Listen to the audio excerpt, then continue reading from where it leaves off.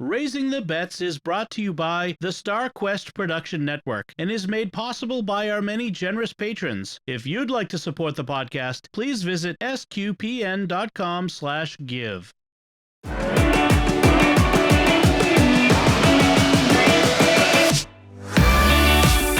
You're listening to Raising the Bets. We're a Catholic couple raising 5 kids outside of Boston. Join us as we share the joys and challenges of marriage, homeschool, and our adventures near and far as we make sense of the world and experience the best parts of our culture. I'm Don Bettinelli.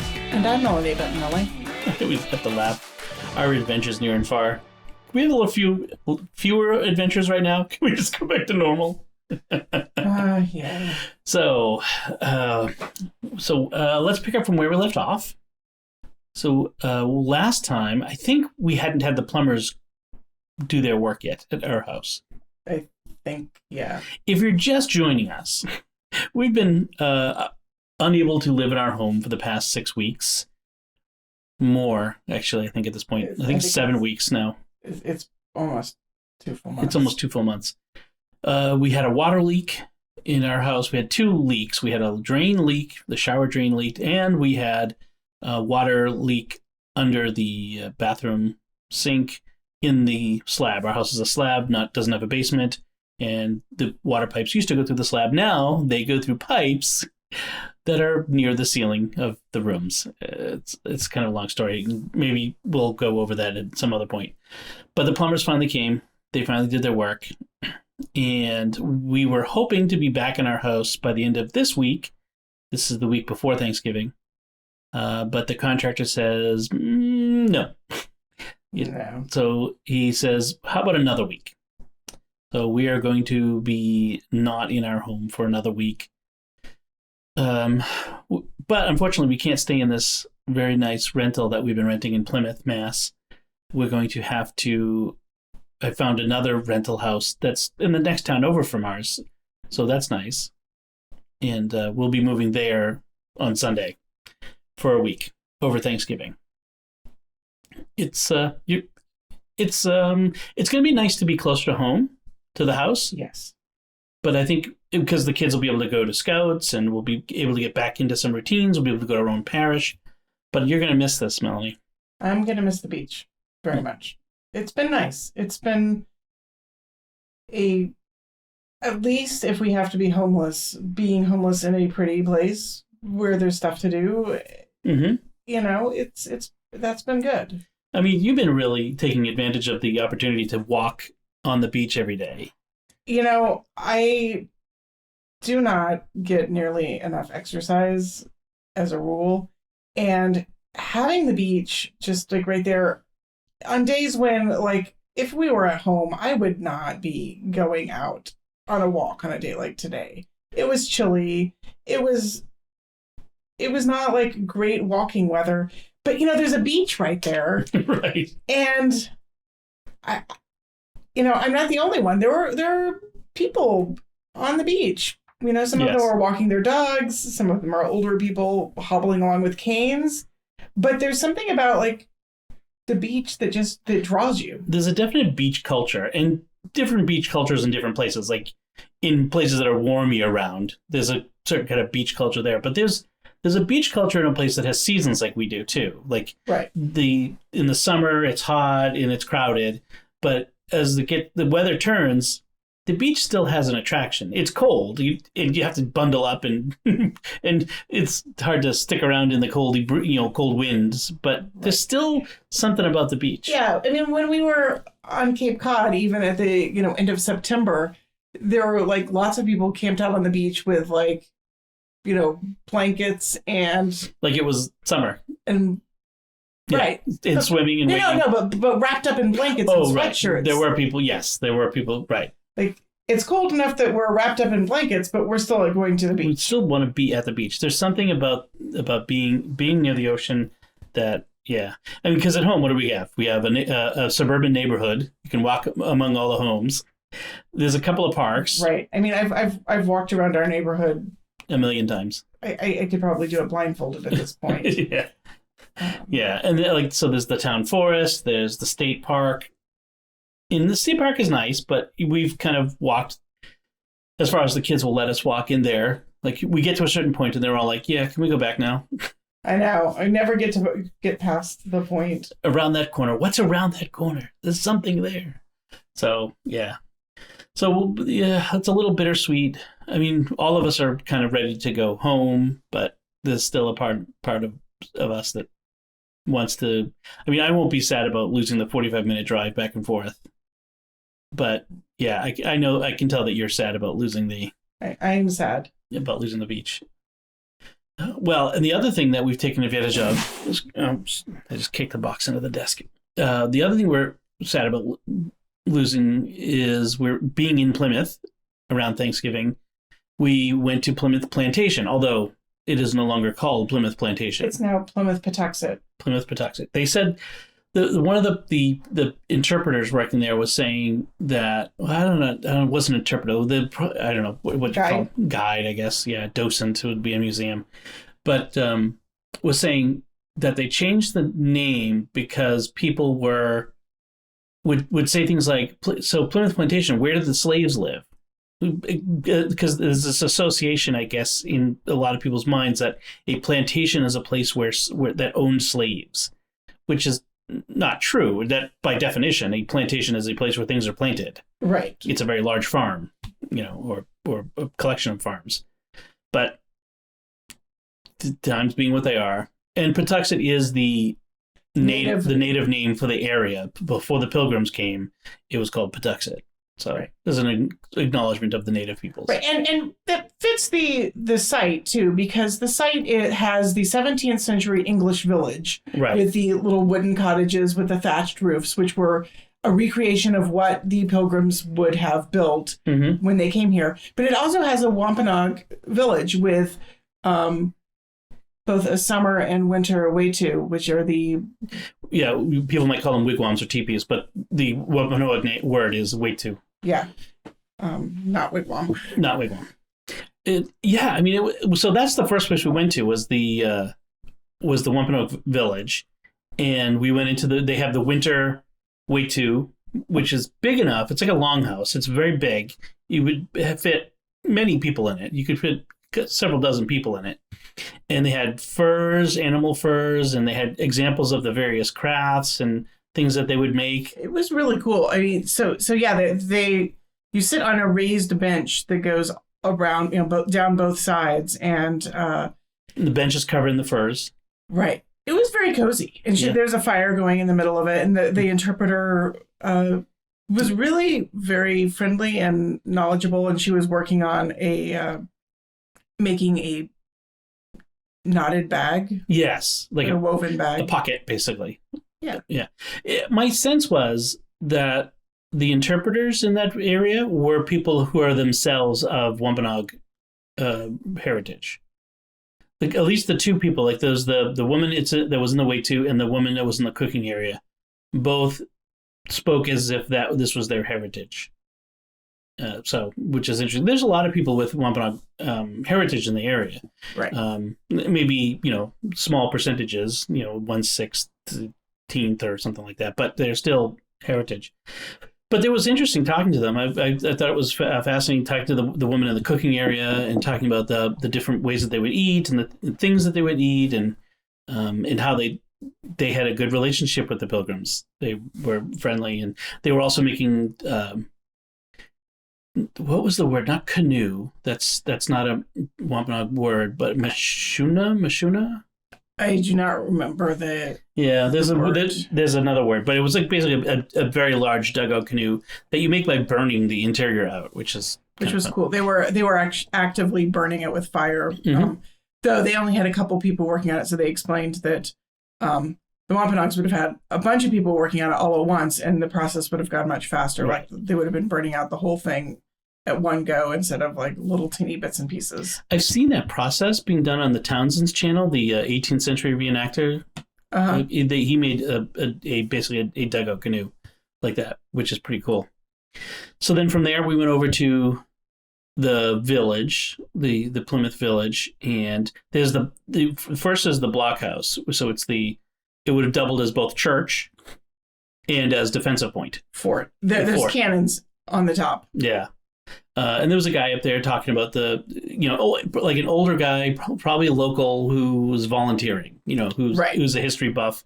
I mean, you always see that at these different places, these historical sites. There's always like these volunteers who are just historical buffs who come and want to talk to people about. I think it's awesome. I mean, what a great thing to do. Like, you're retired, you just stand around and talk to people about history all day. I could see like you doing that. Yeah, that would be fun. It was funny at one point. He was talking about the things that they would eat, and he turns to Anthony and he says, "Have you ever had eel?" Like, he's expecting Anthony to recoil in disgust, and Anthony goes, "Yeah." And he was taken aback, like, really? And I had to say, well, sushi. He said unagi. He was like, oh yeah, I don't like sushi. No, he said sushi. Wow, you're really brave. Oh, right, something like that. Yeah. So that was fun. And then we go into the village. And one of the things about the village to keep that you have to understand is there are people who are dressed up, the interpreters, and they are inhabiting a personality, a real person from the village. Right. So they laid out the village in the way it would have been laid out in the 17th century. With fewer homes. They only built the homes where they were absolutely sure of the names of the family involved. So there is Miles Standish home, and the woman who is portraying his wife is there, and she's talking about, my husband does this and my husband does that. And they'd be doing the chores of the house. Yeah, in Miles Standish's home, they were making turnips. Right, and then we ran into Edward Winslow's wife, Susanna, and she was funny. She was in the garden, and she was a hoot. Yeah, she was a lot of fun talking about the different herbs and plants. Yeah, the what was she growing? She radishes. Like, even as late as November, they had radishes in the ground, and they had chard, parsley, and sage, and a bunch of other things. And of course, like kids, there were several field trips there. There were a lot of little kids there. Kids, I don't know, there's this impulse to kind of catch out these people who are play acting. And it's like, and she would say, well, do you have a garden? What do you grow in your garden? A kid would say, tomatoes. Tomatoes? Those, I've heard, are deadly. What? You crazy lady. The kids were kind of like sassy. They were sassy. Yeah. And, but I remember so I remember going to Plymouth Plantation when I was a kid, when I was, 8, 9, 10, and seeing these people doing the interpreting. It was kind of weird. It was like, because there's this uncomfortable acknowledgement that I know and that you're play acting, that you're not really this person. And so I have to kind of agree to be part of your game. And I'm kind of uncomfortable as an introvert with that. I mean, I try to enter into it the moment, and sort of like, it's almost like role-playing games, but it did feel kind of awkward at times. Yeah. I feel like if I were to go back again, I would want to go with a list of questions. Like, I feel like the people who are interpreting obviously have studied up. They know their character, they know their history, and they have stories to tell. And I feel like I was kind of squandering their time because I didn't know how to elicit the information that they had that I wanted to have. You didn't know the right questions. Again, it's like D&D. Like, when you encounter a non-player character, the dungeon master has them stacked full of information if you can just ask the right questions. Right. Like there was clearly a lot of information more information that we could have got from them if we had been able to, like, I don't know, take more time. Well, there was also the distraction of all the little kids. Right. So there was the distraction of the other people who were there, like the kids who are there on field trips from school. And then there's the sort of our kids not wanting to linger in any one place. Yeah. Too long for any one place. So there's that too. And then there's sort of the, like, not wanting to monopolize the interpreter when other people are waiting to have their turn. But I've heard that it can be a good strategy to kind of follow around behind somebody who's asking good questions and, like, just listen to the interpreter talk to them. Right. Unfortunately, I didn't find anybody who was going around asking good questions. So But even so, the bits and pieces that we got were really fascinating. There was one guy who was interpreting, I forget the person's the guy with the wood. The chopping wood, and he was letting the kids all take their turns chopping wood. He was splitting logs and letting the kids take turns splitting the logs with these gigantic wooden mallets. Yeah, mallet and wedge. But he was also sort of telling a story while he was working, and the story he was interesting was actually much more interesting than the wood that he was splitting. And I just wanted him to stop like supervising the wood splitting and just tell his story, because about shipwreck. He kept starting and stopping different stories, and he never got to the end of any of them. It was like ADHD, man. Just stop. Just tell one of them. Finish a story. Yes. Just finish a story. Well, I gather he was playing an old man, and it was right on character. Oh, yeah. Old man jumping from one story to the next. Right. There were that was one of the interesting things. The reenactors weren't always the same age as the characters they were playing, which I think if they had more employees, they would probably have had a there was maybe 5 people. There weren't I felt like they were very short staffed. Yeah, it wasn't in both the Wampanoag Village and the 17th century English village. A lot of museums are short staffed after COVID. They had to lay off a lot of people. So I feel like we didn't get the fullest experience possible because we were going sort of post COVID in this like more limited. Yeah, and yet it's the week before Thanksgiving, or 2 weeks before Thanksgiving. You'd think they would be busier than they were. So yeah, they were not nearly as busy. I was worried because like it's so close to Thanksgiving, and November is the busiest month at Plimoth Plantation, and so I was a little bit worried that it was going to be swamped, and it wasn't. So that was kind of pleasant in a way. Although maybe if they were more swamped, there would have been more interpreters, and it would have been more lively. One of the things that we got to participate in was they had the militia drill. That was so cool. Yeah. So they had pike drill. Like their militia carried pikes. Long spears. Very long spears. Yes.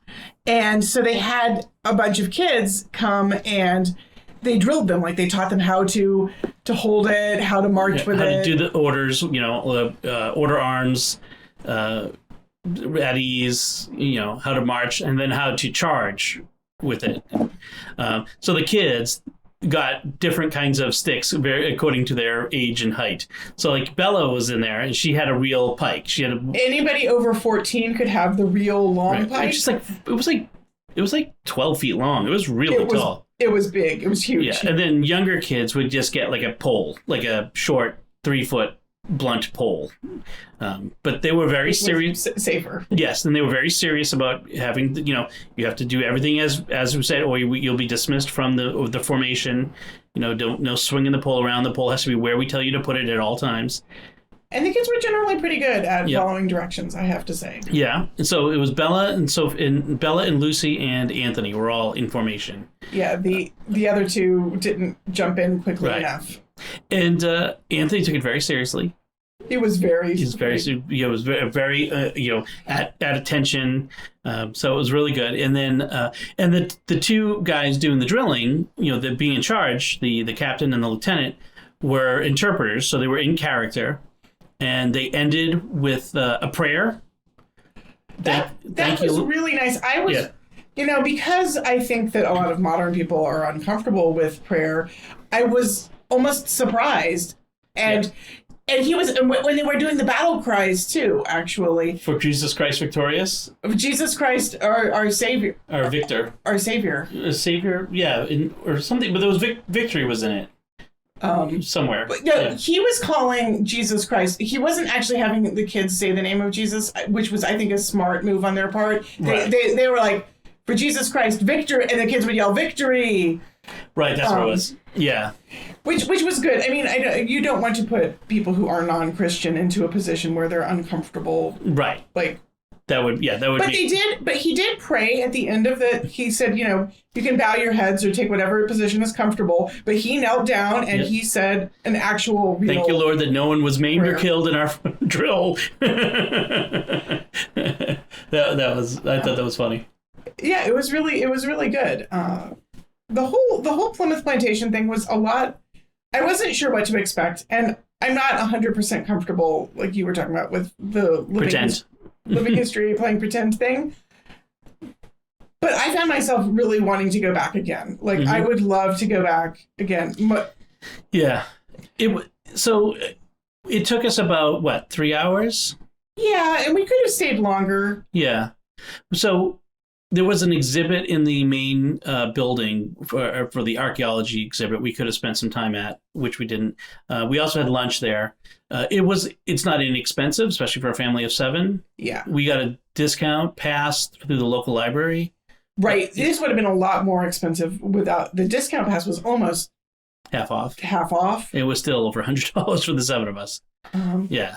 But yeah, not too bad. And the discount and the pass got us into both Plymouth Plantation and the Mayflower. And also there's a third site, a grist mill, which... Oh, I didn't know about that. Yeah. Okay.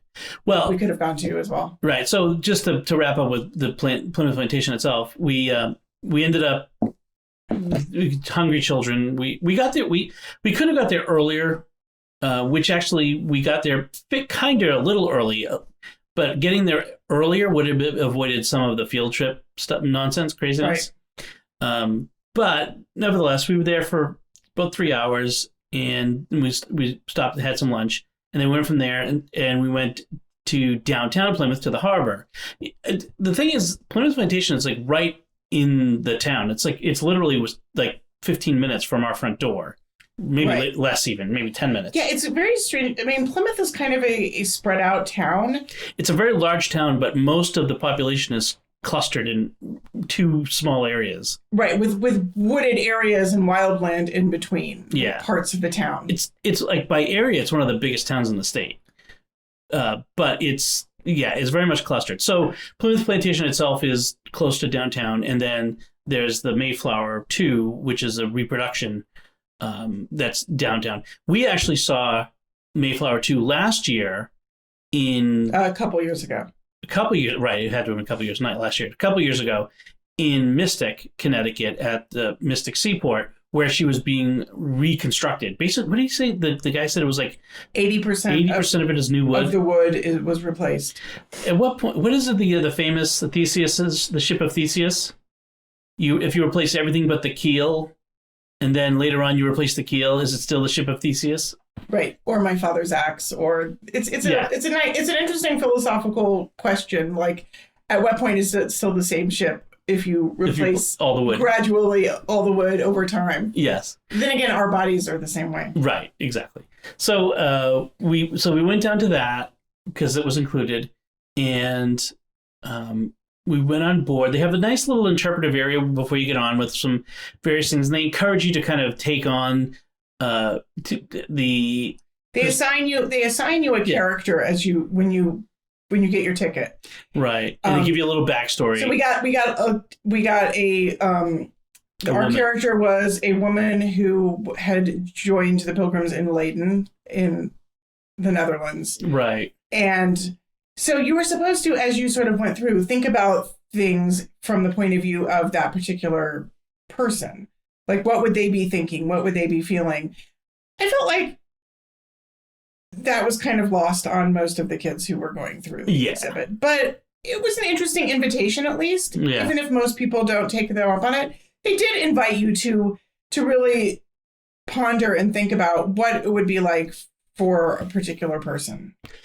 Yeah, and the ship itself is nice. It's small. I mean, if you ever go on board, if you've ever been on any old sailing ships, the Mayflower, like compared to say like the Constitution or the Charles Morgan, the whaling ship in Mystic, or it's kind of a horrifically small ship. Yes, considering the number of people that they jammed into there for months at a time on this sea voyage, and even then, like the first deck below decks is where most of the Pilgrims were, and the ceiling, like it's got to be a 6 foot between the decks. Yeah, that's not how much room they had. They had 5 feet. Yeah, they've made it bigger for modern people, so that was interesting. And then just to see the conditions, and we got to go into what would have been the master's cabin, which is the captain's cabin, where the officers would have been, and you go up to, and then they have like this modern cockpit where they have the navigational equipment and stuff like that. So it was really cool. I mean, it's a big deal because last year, 2020, was the 400th anniversary of the Pilgrims landing in Plymouth. And that whole celebration kind of got short-circuited by COVID, and they didn't get to have all of the celebrations. Yeah, it was kind of sad. Yeah, but it's kind of cool to go and see, you know, yeah, this is 400 years. I did think that the ship wasn't interpreted as well as it could have been. Like, you know, having been to Mystic Seaport, there was a lot of really great information about the ships. Yeah. And there was a lot more like attempt to make it feel like the ship would have been at that time. And I felt like the Mayflower there wasn't as much as I expected in terms of making it feel like a 17th century ship. Like interpretive signage and other things. Yeah. Right. They didn't have like the cots or the living spaces set up or stuff like that. Right. Yeah, I was surprised. I really expected them to have things more set up so that you could see more what it would have been like for the pilgrims in the hold. Yeah. They had the master's cabin set up with a table in it and a few things on the table. Set up. There was a few dinner plates. It was not. You know, the captain's chest wasn't there. They didn't have a bed out for him. You know, like it was. Yeah, there were no beds or bunks anywhere in the ship. So they could have done more with that, I think. And maybe they had planned to, and that got short circuited because of COVID too, or something. But I felt like there were opportunities that were missed. Yeah, that's true. It was still cool, but compared to like the other ships that we've seen, like at Mystic Seaport, the Mayflower was something of a disappointment. Or my very favorite ship of all time, which is the Constitution. That's true. That's true. So it was overall. And of course, not to forget Plymouth Rock, which is a rock in a portico. It's a rock. It's just a rock. Well, although it was cool, there was a park ranger there who was telling a story to these people that were about how we've got this story of Plymouth Rock. Like, why is this rock of any significance? And it turns out it came out of I don't remember the whole story. It was a sermon. Just before the Revolution. It was before the Civil War.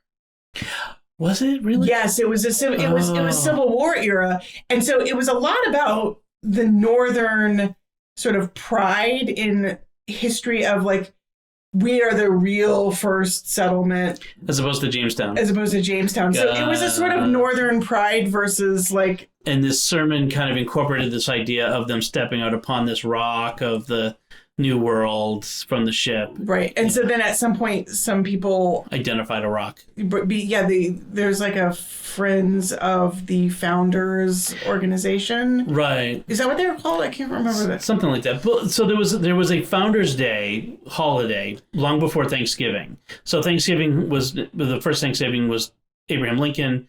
The holiday, first of Thanksgiving holiday was Abraham Lincoln. But before that, there was a Founders Day that commemorated in Plymouth. Plymouth had their own celebration that they'd been celebrating for a long time. Hundreds of years, yeah. Right.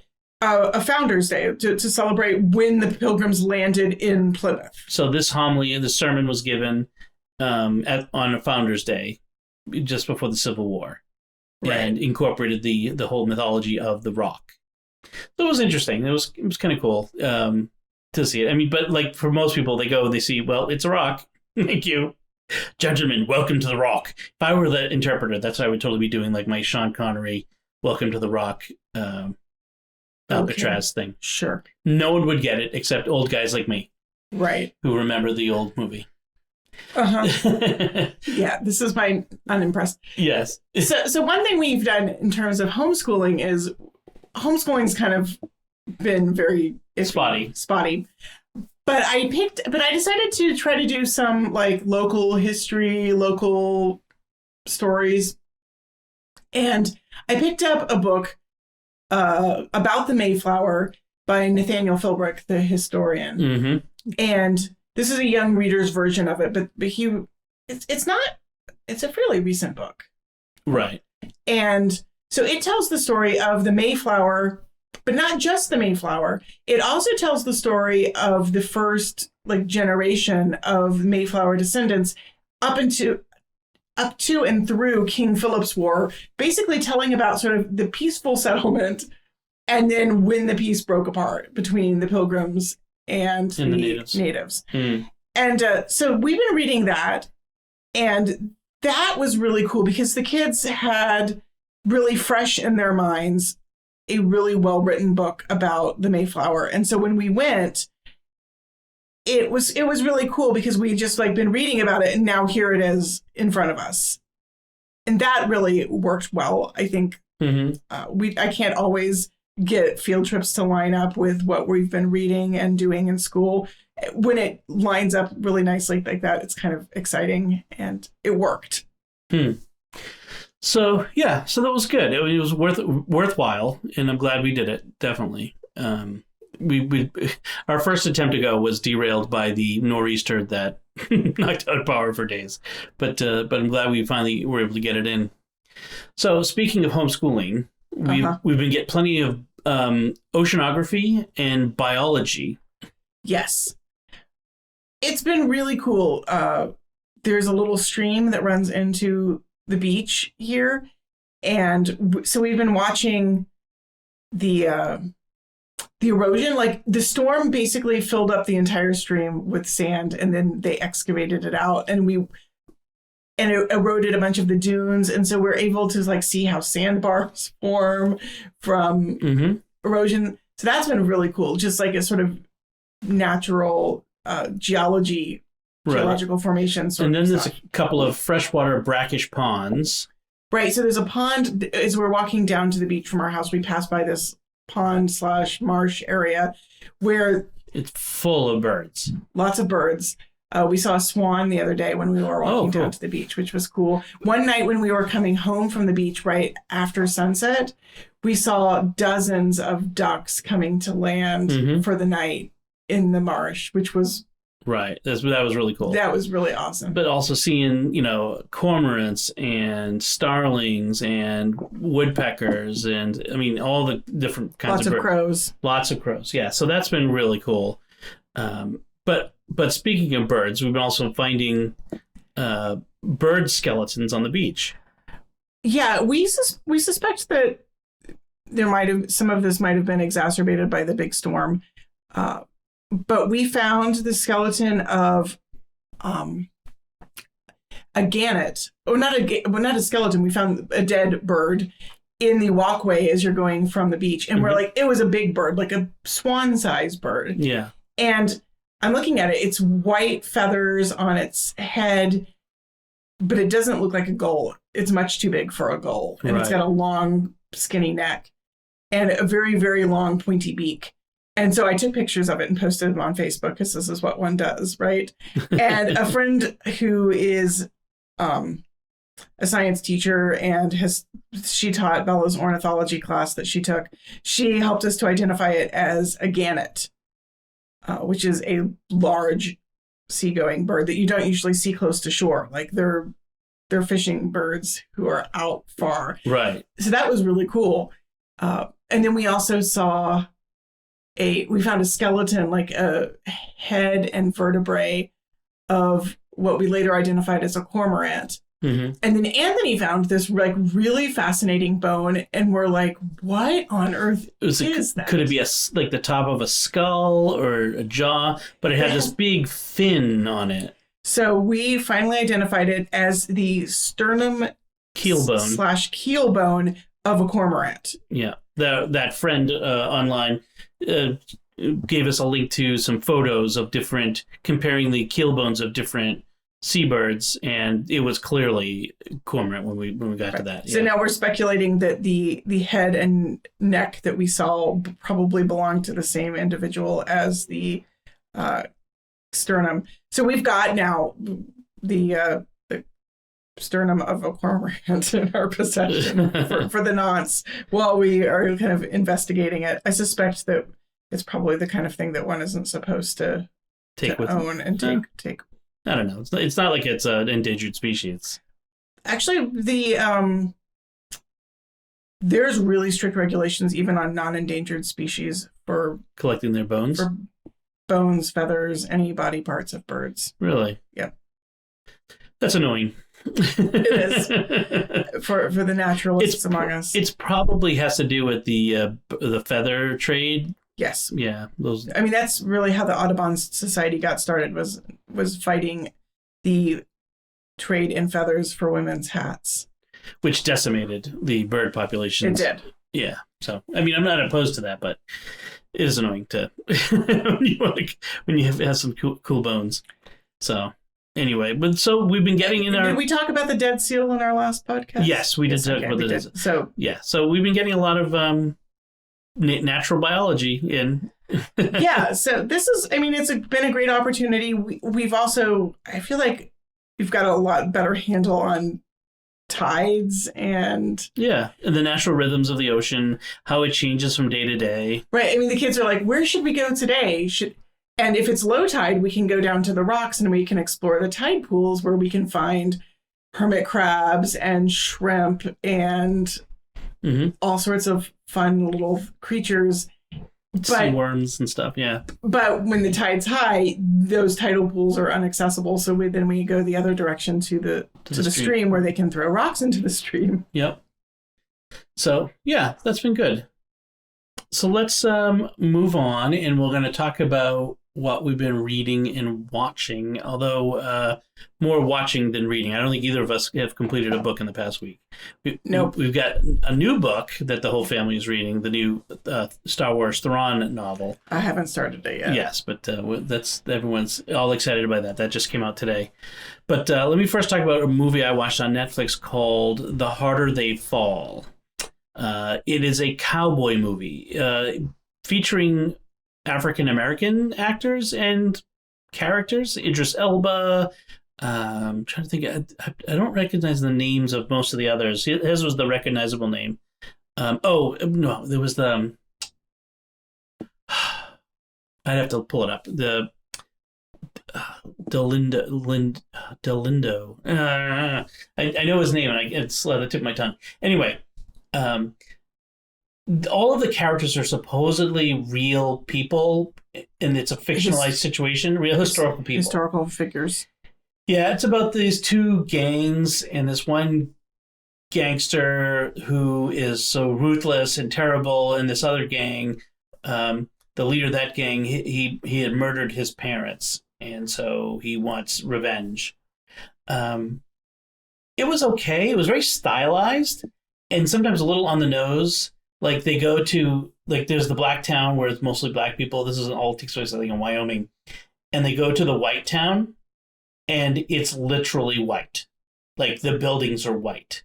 The sign that in front of, like, on the angle from the camera, where the camera's positioned to overlook the town, you can see a sign for white flour. Like, it's literal, everything is literally white. It was a little, so it was kind of stylized. And they had some, like, modern music that went with it. So it was kind of interesting, very violent. But one of the funny things was like the romantic lead character, female lead character, was named Stagecoach Mary. Now, Stagecoach Mary is a real person. And in fact, she was the subject of an episode of the American Catholic history because she was Catholic. And like the Stagecoach Mary of this movie was slinky and sexy and, a gangster's mall sort of person. And like the real Stagecoach Mary was, I mean, she was kind of crude and crass and would get into a brawl here and there. I mean, that part is true. But she was not slinky. She was, not anybody's mall or girlfriend. In fact, she was, one of her best friends was the prioress of I think a Dominican prioress. Hey, I don't remember what the order was.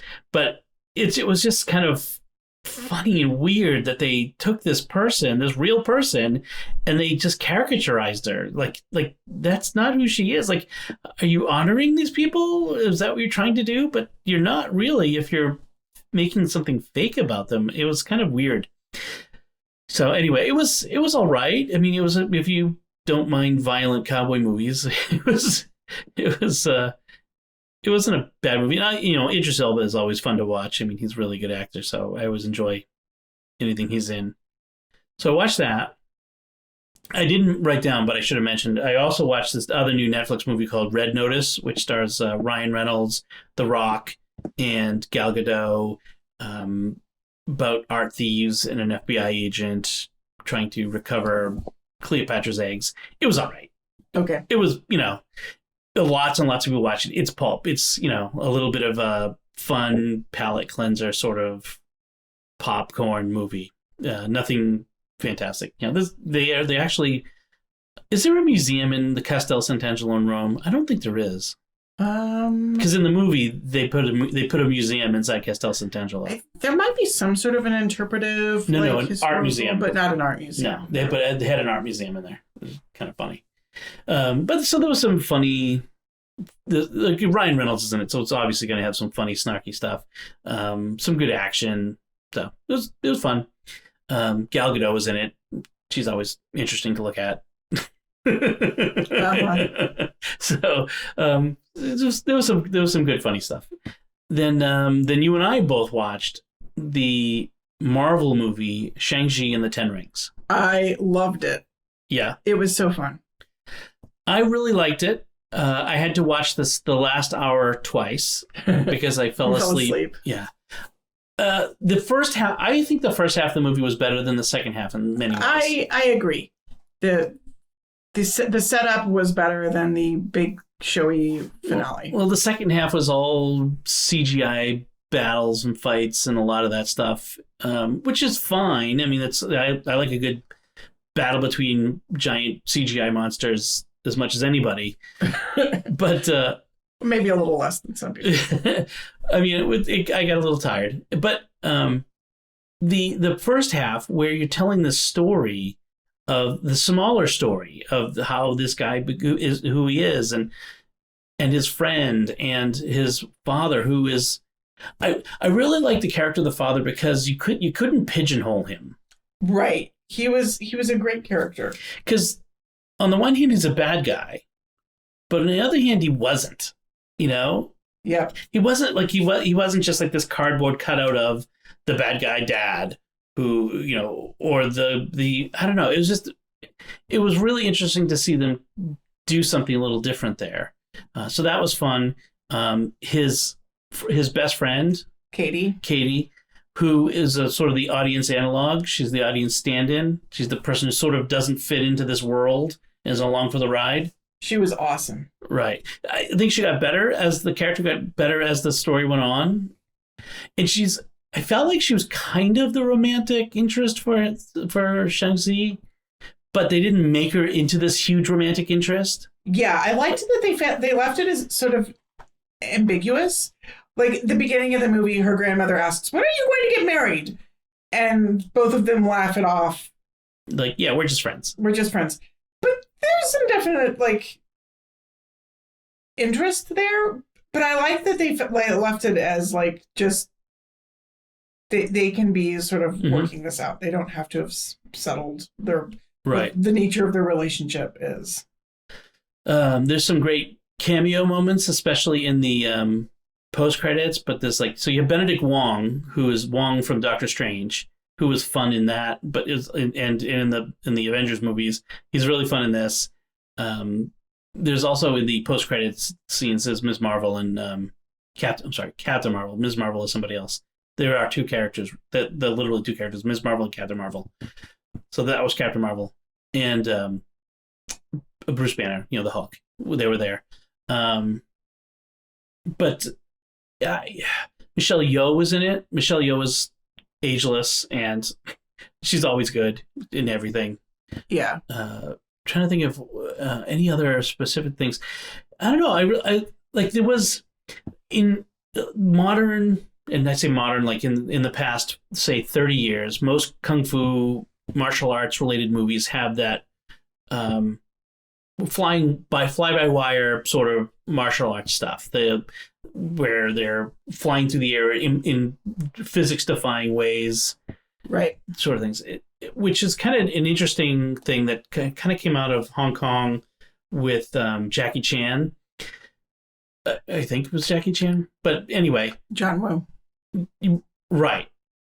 It's not like the Bruce Lee era stuff where it was still had improbable stuff happen, but it wasn't the same like graceful flying through the air, crouching tiger, hidden dragon sort of stuff. But this had it, but it wasn't over the top. It felt like both a martial arts movie, but a Marvel movie too. Right. I liked the fusion. It was fun. Yeah. Yeah, it was a good fusion. Marvel movies there's a formula for a good Marvel movie. Right.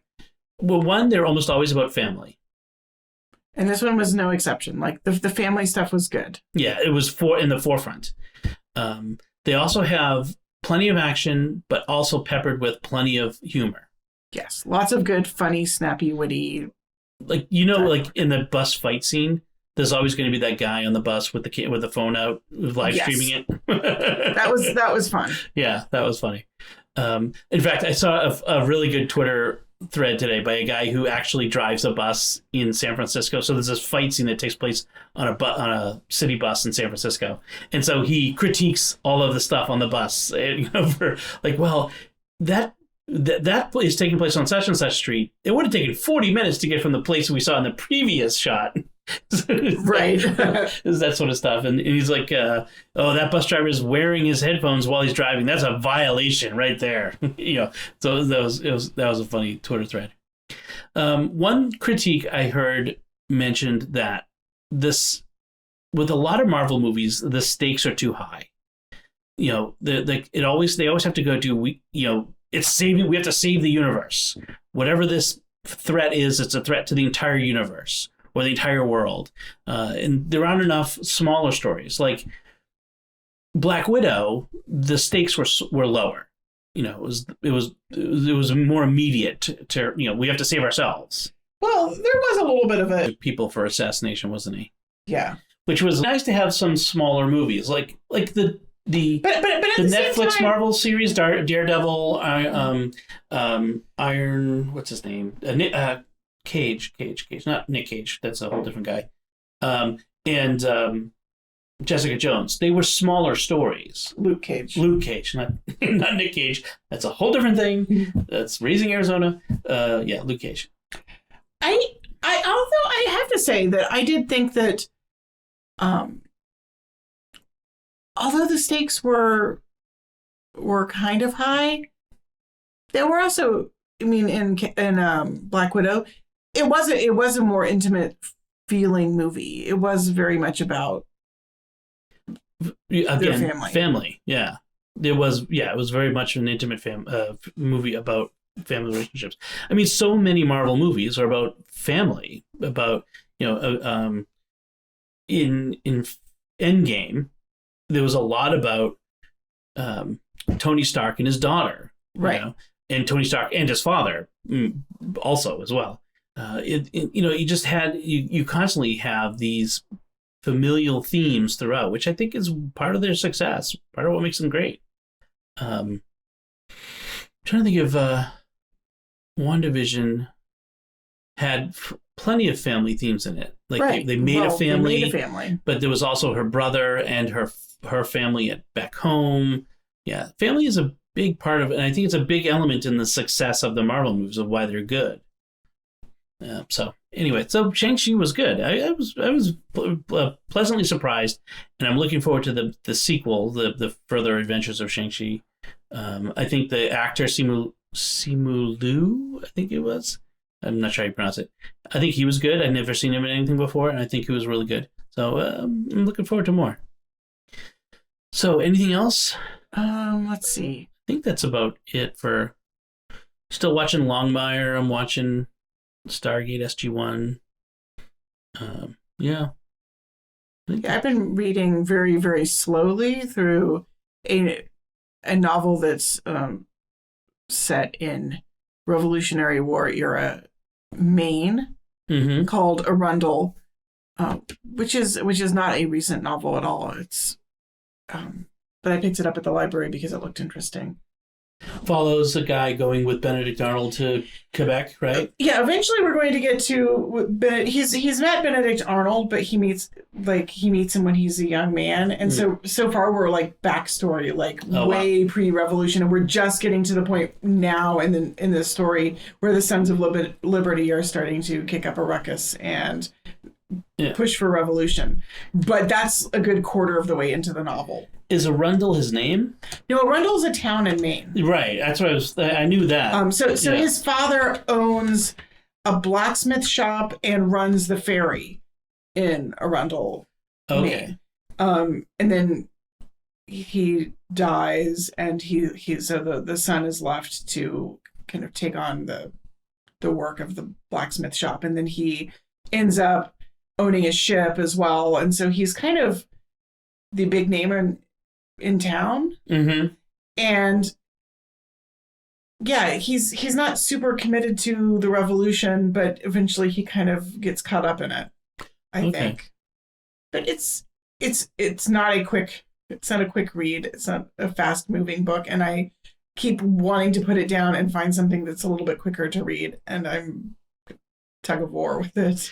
I have the new Thrawn book that I want to read. I've got that too. Yeah, and I've got a new Tom Clancy novel I want to read. It just came out the same day.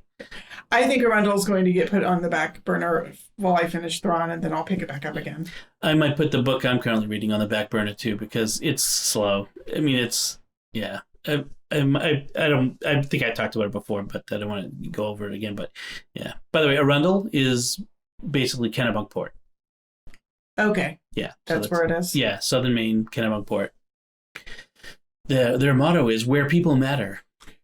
Yeah, it's an interesting book. His father spends a lot of time with the native tribes, and in fact has a relationship with a native woman. And so there's a lot of really positive, a lot of the language that it uses would not be politically correct today. Mm-hmm. But the attitude is very positive towards the Abenaki people, and the main character's dad seems to actually kind of prefer the Indians to the white people. So, he spends a lot of time going on this long expedition to try to save a girl who's kidnapped by a French guy. The French guy's bad. Yes. We don't like the French. Except, of course, then they end up switching because in the revolution, suddenly the French are our allies and we have to pretend to like them, even though we've just fought the French and Indian War against them and don't like them very much. Well, that was actually a big deal in right. That's actually something I don't think I'd really picked up on as strongly before in any books that I've read. What a shift that was for going from fighting the French to, now our French are our allies against Britain? Well, remember the Mel Gibson movie, The Patriot, which I talked about recently on Secrets of Movies and TV shows. I saw that ages ago, I suppose. There was the French guy who was helping Mel Gibson's character, who had some resentment against him because Mel Gibson's guy was particularly effective against the French in the French and Indian War. So there was some lingering resentment there. But it was a case of the enemy of my enemy is my friend now, and so we're now friends. And then, of course, they became close by the end. But yeah. Well, it sounds good. Long, but good. Yeah, I feel like it's nice to have an occasional longer, long form historical fiction. It's just my attention span isn't great. So, I think we were going to keep it shorter. I don't think we did. Of course not. But I think we should probably wrap it there because it is getting late. It's 10:30 as we're recording, and I'm starting to fade. So let's wrap it up for this week. And next week we may be coming from a whole new town. Definitely. No, we won't be in Plymouth anymore. So anyway, we want to take a moment to thank our patrons who make it possible for us to create Raising the Bets, including Kim L., Laura M., Matthew B., Sailing L., and Amy Z. Their generous donations at sqpn.com/give make it possible for us to continue Raising the Bets and all the shows at StarQuest. You can join them by visiting sqpn.com/give. So that's it from us. We'd love to hear from you. Any feedback from you on our discussion? You can comment at sqpn.com/bets. That's BETTS. Or the SQPN Facebook page, facebook.com/StarQuestMedia, or send an email to bets@sqpn.com. And we'll have links from our discussion to any things we talked about in our show notes at sqpn.com. Until next time, I'm Dom Bettinelli. And I'm Melanie Bettinelli. Thank you for listening to Raising the Bets on StarQuest.